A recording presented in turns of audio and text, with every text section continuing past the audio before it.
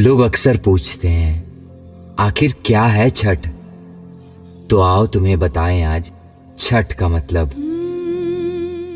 माँ का प्यार और मिट्टी की पुकार है छठ।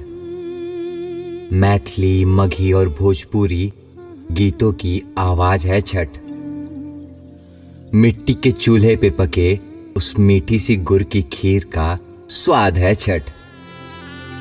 4 पहर 4 दिन भगवान सूर्य के हर रूप की उपासना है छठ।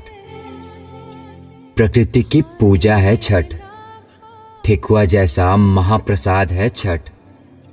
बिना किसी पुरोहित के संपन्न होने वाला हमारी खुशियों का आधार है छठ। आधुनिकता से भरे इस युग में भी आत्मीयता की पुकार है छठ।